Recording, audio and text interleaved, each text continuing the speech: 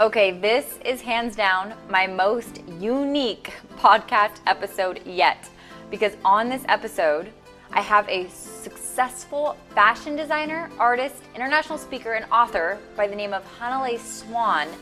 And get this, guys, she's 13 years old. Yeah, you heard me correctly. She's 13.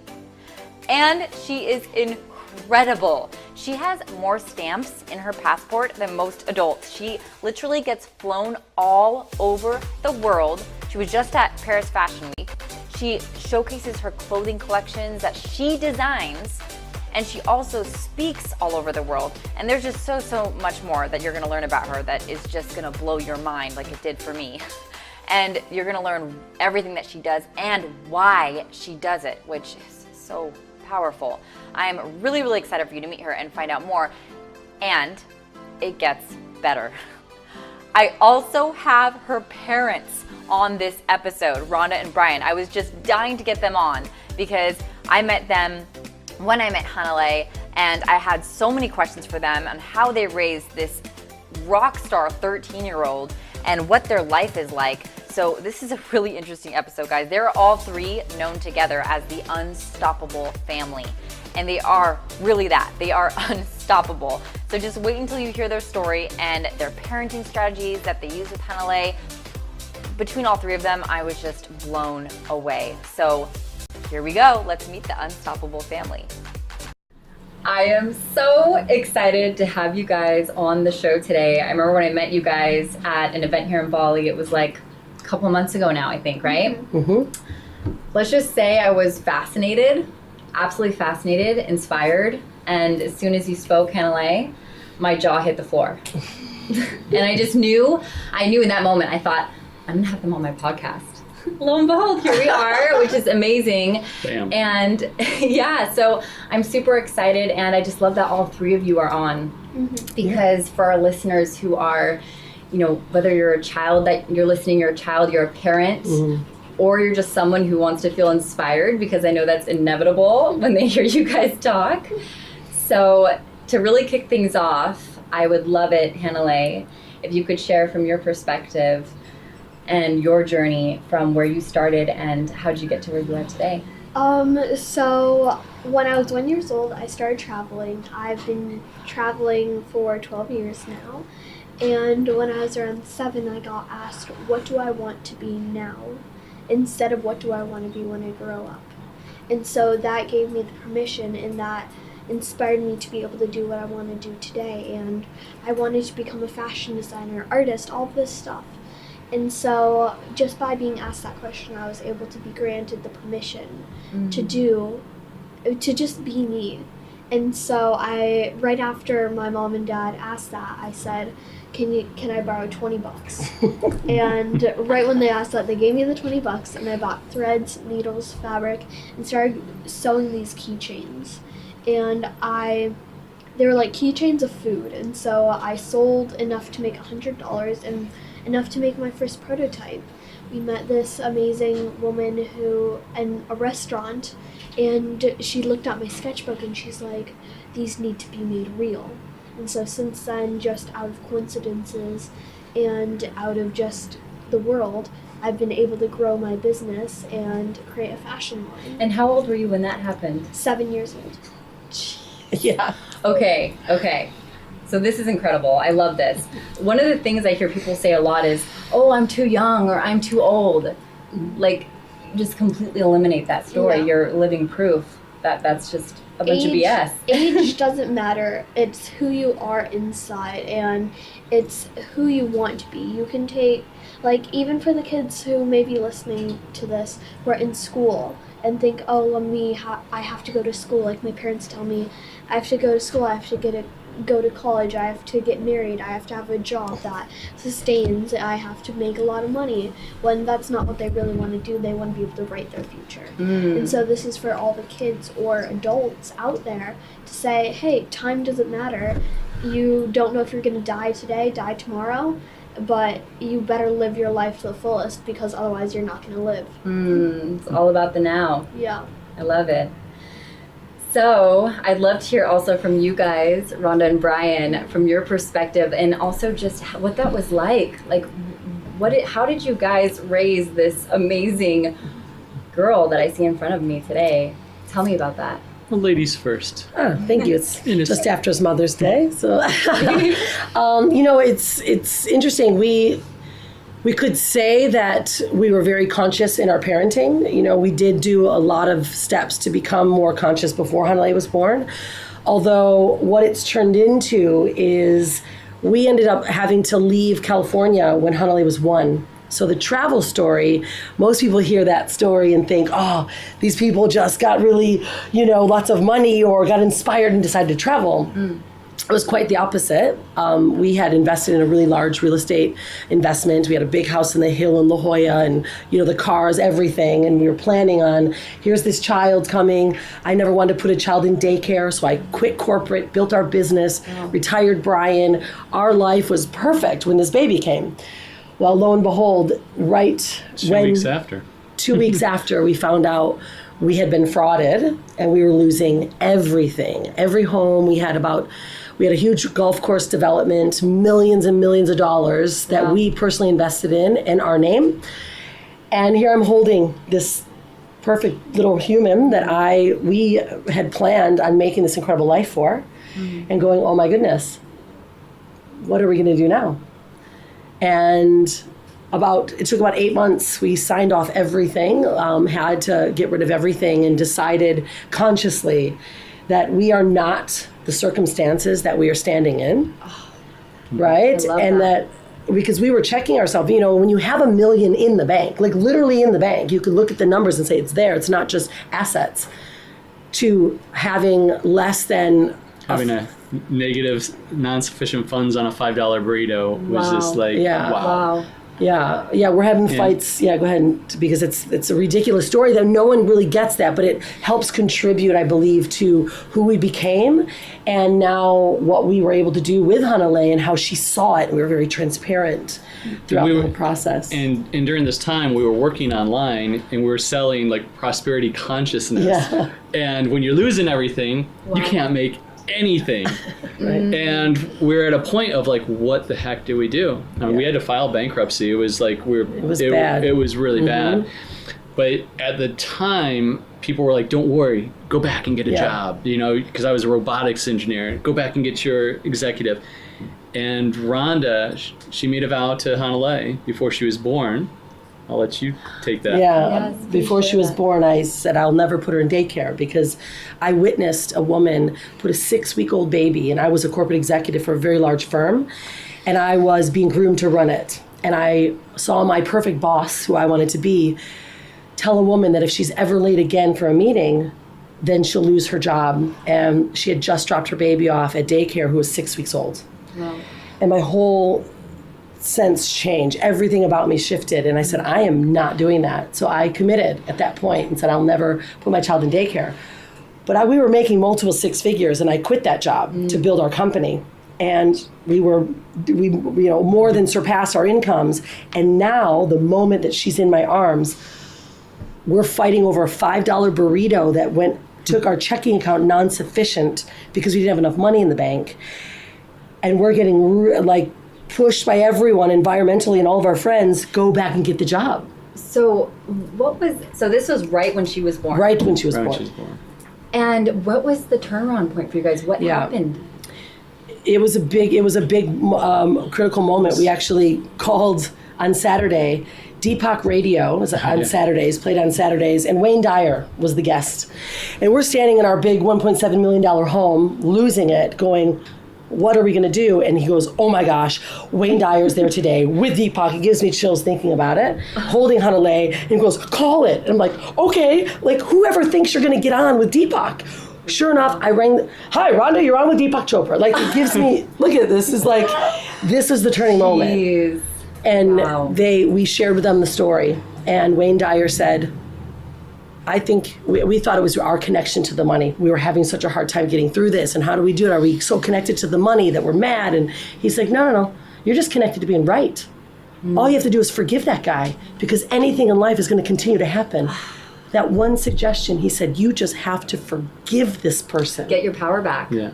Yeah. And then the second thing he said was, you have to give forgiveness. You know, it's not you being right, and he can't make you feel anyway. Yeah. He can't.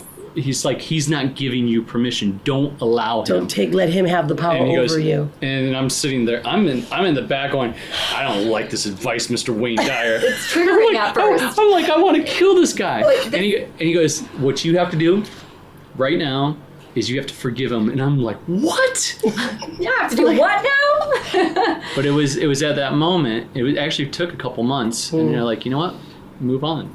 You know. And for those of you listening, there is so much power in that story that they just shared, because so many of us, this happens in life. Things happen. People do things that we don't understand, and it may hurt initially. And it's okay to feel the pain initially. It's how we respond to it. And when we stay mad at someone and stay resentful, we're literally giving our power away to that person. And that's what was happening. We were being destroyed. We were being eaten inside. Yeah. And the moment that we both looked at each other and here's this baby, we said, he's right. We have to forgive, because this could be the best blessing in our life. And it was.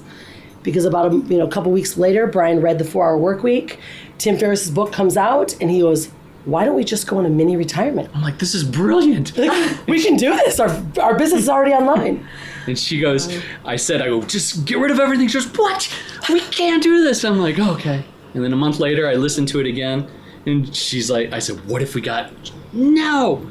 And then the second time, I said, listen to this. Yeah. And what's crazy is I said, listen to this. I'm going to bed. And don't finish until you finish listening to this. And I woke up at 2 a.m. in the morning.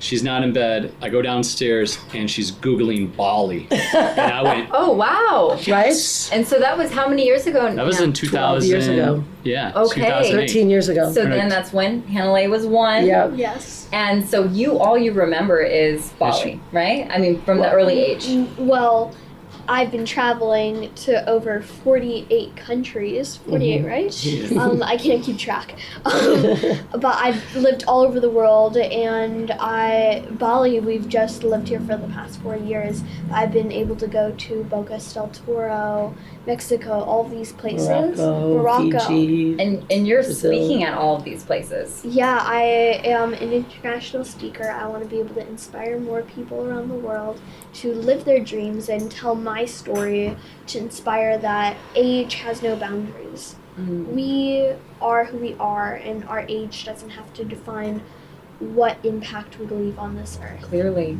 And so I want to inspire more people to think for the earth before we think for ourselves. Through either a single t-shirt, we are damaging the planet. It takes 750 gallons of water to create a single cotton t-shirt. And only 1% of our water on this earth is drinking water. And so we are destroying our planet for needs that we don't even need. They're wants. All we need is food, love, water, and shelter.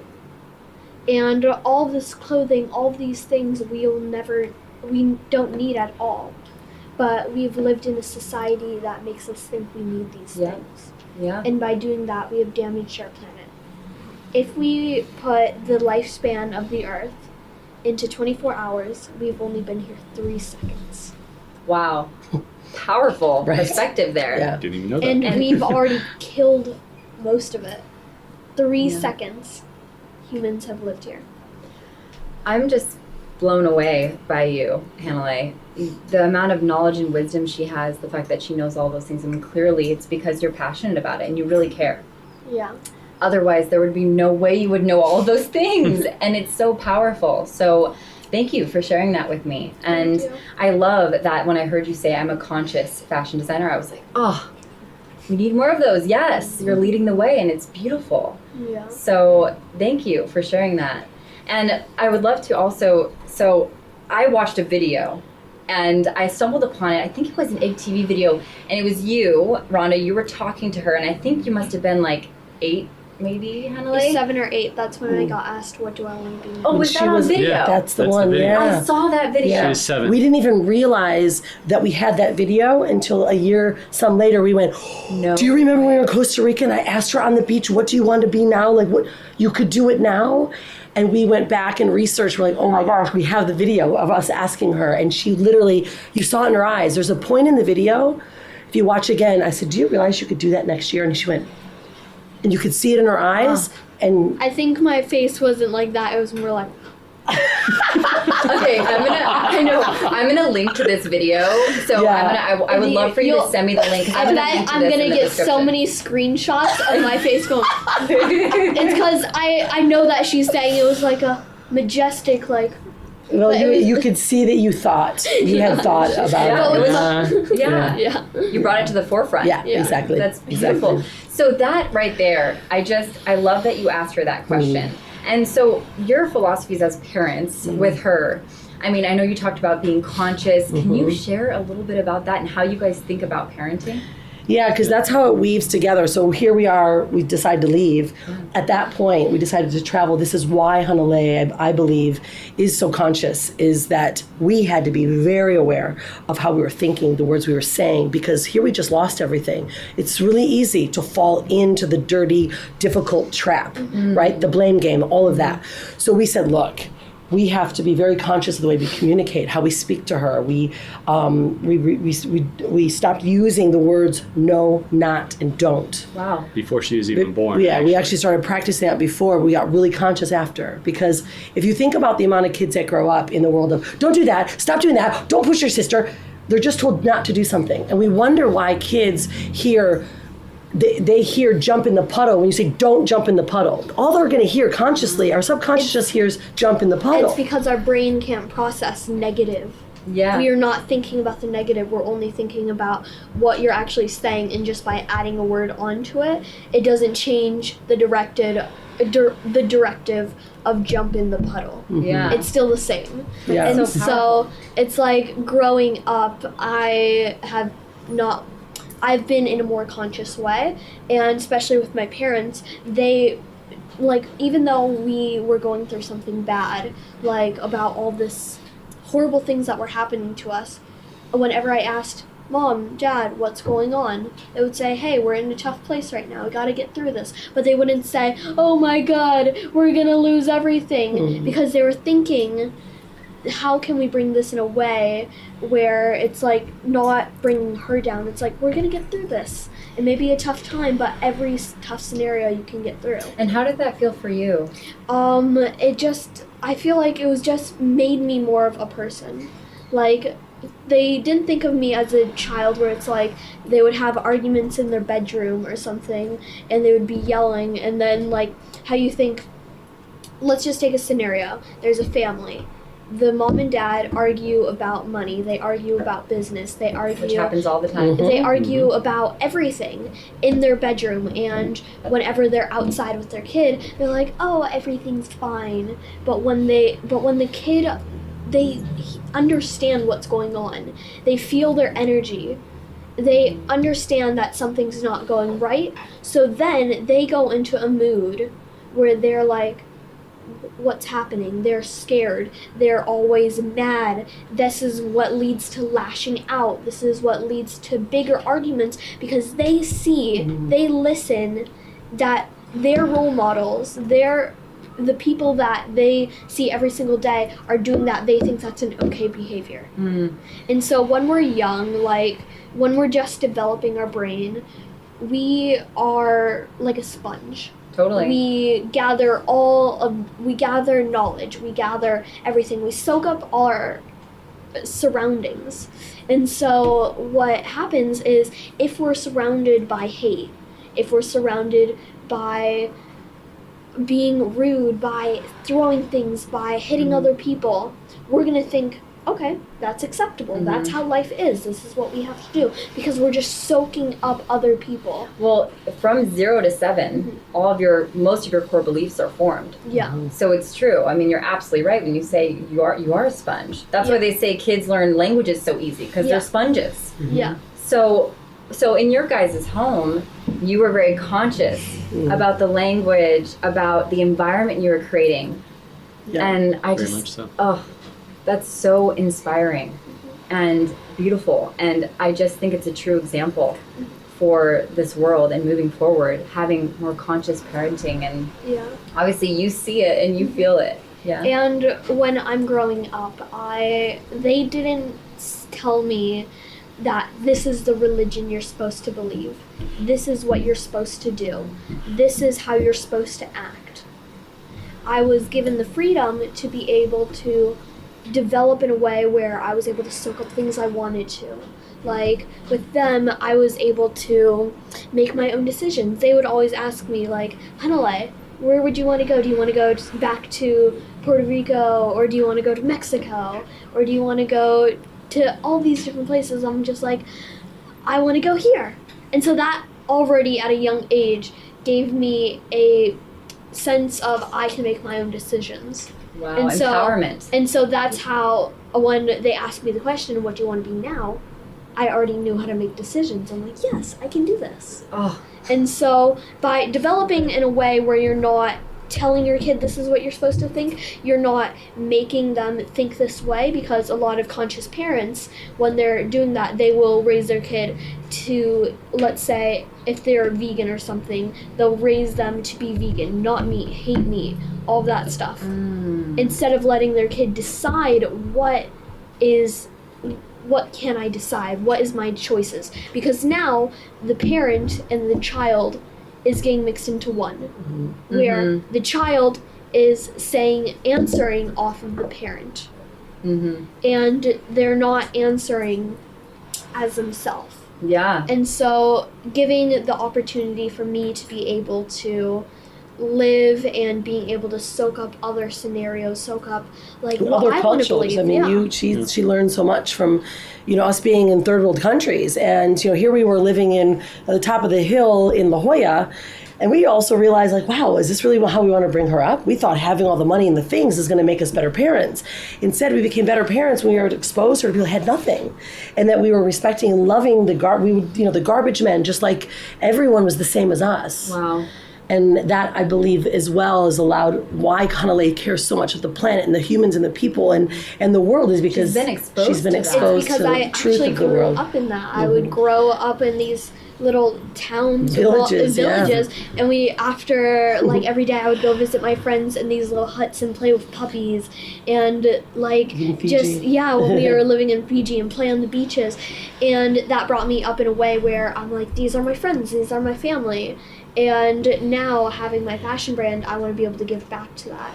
So we went to India recently on a giving back trip, and it was a partner up with Nalu, where we went there and we were able to give back to kids in need.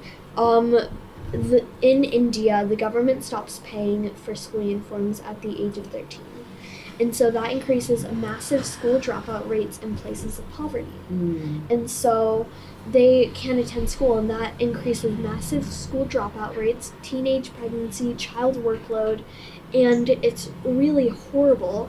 And so by giving them a school uniform, we are able to show them you can expand your mind. You can be whoever you want to be. I was giving some speeches there, and we were giving the school uniforms and a ticket to education there. It can bring them so much farther in life, since what happens is in these towns, they're only allowed to be like maids, they're only allowed to be farmers, and that's it. And they're treated horribly. And so by giving them this ticket to education, a safe place, and sometimes in their villages, it's really not safe to be in there. It's really toxic. You're showing them possibility. You're showing them what's outside of their box. And that's important, especially for And they're not narrowed down by who they were born with. They can be so much brighter. And so I would give talks. I would give them the school uniforms, and after, I remember this one time I was at an all-girls school and I just gave out the school uniforms, and after they're like, let's interact and stuff. And so instead of just giving the school uniforms, leaving and not interacting, we were able to be in their village, we were able to be with them and actually see what their life was. And so that time, I just remember all the kids stood up and they're like, interact now. And so a group of girls pulled me down, and they've never seen a girl who has white skin, blonde hair, and so they were touching my hair. They were like playing with me. They're like, in broken English, they're like, you hair, like, wow. Yeah. And so How did you feel in that moment? Yeah. I gotta know. Literally, I didn't know what to say or how to talk, so I would just laugh out of nowhere and just like. Did you feel a little nervous? Yeah. I'm just like, oh, wait. Every like 5 minutes, I would like, wait, I'm in India with kids giving school uniforms. And right now we're dancing, and this is crazy. Like, I had my phone at the time, so I would show them all these fun, like, filters and stuff, and we were taking photos, and I actually have, like, a whole little photo album on my phone with all of the kids who I met. What I love about everything that you've been sharing and this whole experience of traveling, I mean, some people may say, oh, well, does it feel like you don't have a home? But what I'm hearing you say is like, you created family everywhere you went. Mm-hmm. Like, all of you created family, and you learned that family is everywhere. Family is everywhere you make it. Yeah. And home is everywhere you are. And I just, like, that hit me really hard when you were sharing all of your experiences, and I just find that so beautiful. Yeah. And it's important for people to hear that, because we'll get so attached to things, to external like, circumstances, and it's like, wow, there's so much more. And if we just realize we have it in ourselves, and you guys have it as a family together, you can bring that anywhere with you and share it everywhere with you. Yeah. So I have another question, because I'm seeing, it's funny, I see you guys squirm during this whole thing. You're just like squirming over there. And so I just want to hear, what is it like when you hear Hanalei speak? Is it sometimes surreal? What's that feeling that you get when you see her the way she is right now? Well, she's been speaking, she's been to about 100 entrepreneurial events over her lifetime. Incredible. And we've allowed her to like speak, like, do you want to say something? And every time I hear her speak, I'll look at Rhonda and go, did you guys discuss this? I don't know, so she comes from somewhere. But you never know what's going to come out of her mouth, and it just keeps on getting better and better, so I'm a proud papa. Yeah. Mm-hmm. And she researches, I mean, the knowledge that she has, or she cares about something and she researches it, and that's part of our values as well. Is that what you do? So you think of something and then you research it? I like to research either inspirational videos or, like, even today I was watching this like powder that's made in makeup, and how it's like, I think it's luster dust or something like that, and you find it in the earth, and like I was researching like how they have these horrible mines in there where they make kids go in there, and it's for like, it's so bad because what they do is they'll illegally make kids mine in these places since they were 4. They're small, and they're small enough to go into these mines, and they have the biggest like factory there for this luster dust, I think it's called, and so they'll make the kids mine when they're 4. And you care about this because we're so conscious about her fashion brand as well, right? So we use eco-friendly materials, but that doesn't stop at the source. Like, you can't just trust the source. So she's now been researching more deeply, like, where does it come from? Like, is our materials sourced properly? Is it fair trade? Are our workers getting treated properly? And she cares about this stuff so much that she learned so much about fabrics and different documentaries, and it's so when she speaks, it all comes from her own truth and her own knowledge. I mean, certainly our foundation has helped provide her with a base, although it's her now. Yeah. Well, you set her up to feel empowered to go on her own and research and find out more about what you're passionate about and what you care about.